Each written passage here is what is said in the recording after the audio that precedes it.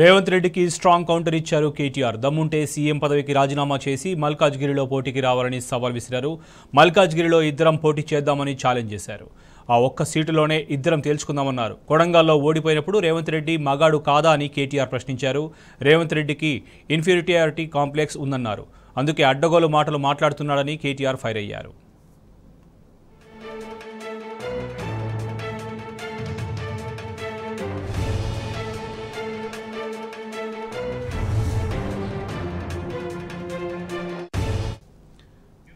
ఇదే అంశానికి సంబంధించి మరింత సమాచారం మా ఇన్పుట్ ఎడిటర్ సీతారామరాజు అందిస్తారు. సీతారామరాజు చెప్పండి.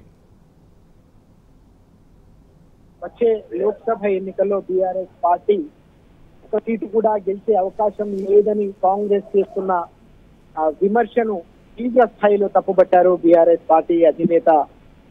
బీఆర్ఎస్ పార్టీకి సంబంధించిన వర్కింగ్ ప్రెసిడెంట్ కేటీఆర్ కొద్దిసేపటి క్రితమే మీడియాతో చిట్ చాట్ చేస్తున్న సందర్భంలో ఈ అంశంపై విలేకరులు ప్రశ్నించగా అనేక కీలకమైన వ్యాఖ్యలు చేశారు. అన్నిటికంటే ముఖ్యంగా నిజంగానే ముఖ్యమంత్రి రేవంత్ కు సవాల్ స్వీకరించాలనుకుంటే వచ్చే లోక్సభ ఎన్నికల్లో మల్కాజ్గిరి నుంచి ఇద్దరం కలిసి పోటీ చేద్దాం, మల్కాజ్గిరి ఎంపీ స్థానానికి కలిసి పోటీ చేద్దాం, మీరు కొడంగల్ ఎమ్మెల్యే స్థానానికి అలాగే ముఖ్యమంత్రి పదవికి రాజీనామా చేసి రండి, సిరిసిల్ల స్థానానికి నేను కూడా, మీరు ఒకవేళ రాజీనామా చేసేస్తే నేను కూడా అక్కడి నుంచి రాజీనామా చేసి ఇద్దరం కలిసి మల్కాజ్గిరి ఎంపీ స్థానానికి పోటీ పడదాం, ఎవరు గెలుస్తారో, ఎవరికి ప్రజా మద్దతు ఉందో, ఎవరికి ప్రజల అభిమానం ఉందో మల్కాజ్గిరిలోనే తేల్చుకుందామని BRS party working president KTR గారు కొద్దిసేపటి క్రితమే సవాల్ విసిరారు.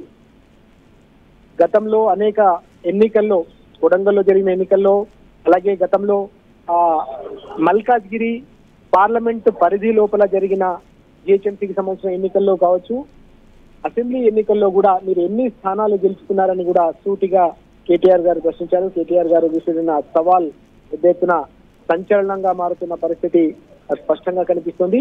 ఈ అంశంతో పాటు రేపు చెలో మేడిగడ్డ కార్యక్రమాన్ని బీఆర్ఎస్ పార్టీ చేపట్టింది. ఇటీవల ప్రభుత్వం చేస్తున్న ఆరోపణలపై తీవ్ర స్థాయిలో మండిపడిన కేటీఆర్ మేడిగడ్డలో జరిగిన చిన్న లోపాన్ని భూతద్దంలో చూపెట్టి తెలంగాణ రైతాంగాన్ని ఇబ్బందులు పెట్టే ప్రయత్నం చేస్తోంది రాష్ట్ర ప్రభుత్వం. సాగునీరు అందించకుండా రైతాంగాన్ని అలాగే వ్యవసాయాన్ని పూర్తిగా సంక్షోభంలోకి నెడుతోంది కాంగ్రెస్ ప్రభుత్వం అని కూడా కేటీఆర్ తీవ్ర స్థాయిలో మండిపడ్డారు.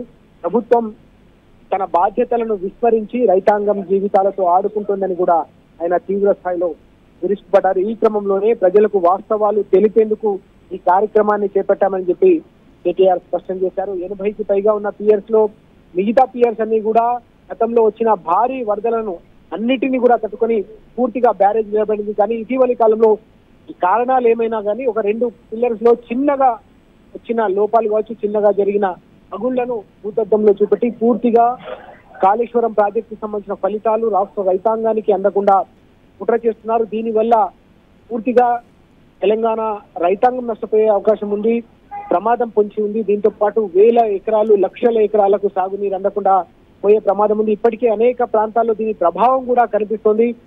ఇప్పటికే ఎల్లంపల్లిలో కావచ్చు, ఇతర ప్రాజెక్టులో కూడా నీటి నిల్వలు పూర్తిగా తగ్గిపోతున్న పరిస్థితి, చెరువులన్నీ కూడా ఎండిపోయి రైతాంగం అంతా కూడా దిక్కుతోచని పరిస్థితిని ఎదుర్కొంటున్నారు.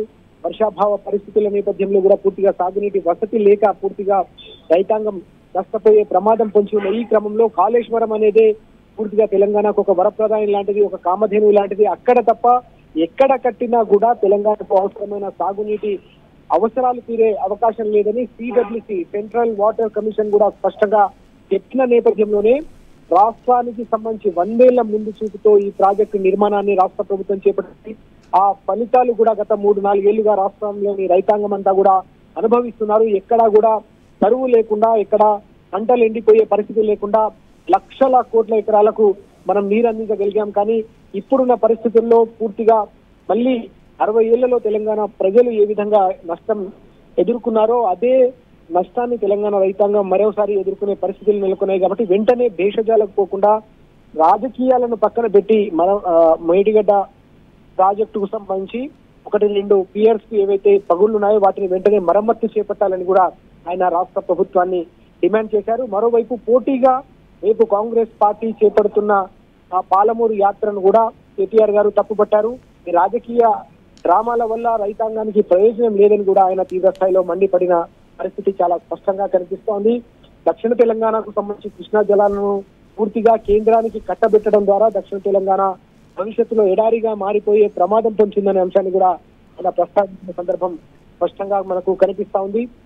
కృష్ణా జలాలకు కేంద్ర ప్రభుత్వం ఒత్తిడి చేసి గతంలో తమకు కట్టబెట్టాలని ప్రయత్నం చేసినప్పటికీ ఒత్తిడి తెచ్చినప్పటికీ కేఆర్ఎం అప్పగించకుండా గత 10 ఏళ్ల కాలం నుంచి కూడా బీఆర్ఎస్ ప్రభుత్వం కాపాడుకుంటూ వస్తే అధికారంలోకి వచ్చిన 2 నెలల్లోనే పూర్తిగా కేఆర్ఎంకి కృష్ణా జలానికి సంబంధించిన హక్కులను కృష్ణా జలాలపై ఉన్న ప్రాజెక్టులను రాసివ్వడం ద్వారా దక్షిణ తెలంగాణకు సంబంధించిన రైతాంగానికి తీవ్ర నష్టం చేకూరుస్తున్నారనే అంశాన్ని కూడా ఈ సందర్భంగా చిట్చాట్ లో విలేకరులతో ఆయన అభిప్రాయాలను పంచుకునే పరిస్థితి కనిపిస్తుంది. రైతాంగానికి సంబంధించిన ప్రయోజనాల విషయంలో రాజకీయాలను పక్కన పెట్టాలి. రాజకీయాలు ఉంటే ఎన్నికల్లో చూస్తున్నాం తప్ప రైతుల ప్రయోజనాలను కాపాడాల్సిన బాధ్యత రాష్ట్ర ప్రభుత్వంపై ఉందనే అంశాన్ని ఆయన ఈ సందర్భంగా నొక్కి చెప్పిన సందర్భం కనిపిస్తుంది. రేపు తప్పకుండా పెద్ద ఎత్తున పార్టీ నేతల ఆధ్వర్యంలో బీఆర్ఎస్ చేలో మేడిగడ్డ కార్యక్రమాన్ని చేపట్టామని చెప్పేసి వెల్లడించారు. ఈ రేపు ఉదయం 8:30 గంటలకు తెలంగాణ భవన్ నుంచి పార్టీకి సంబంధించిన నేతలంతా కూడా కాళేశ్వరం బయలుదేరబోతున్నారు.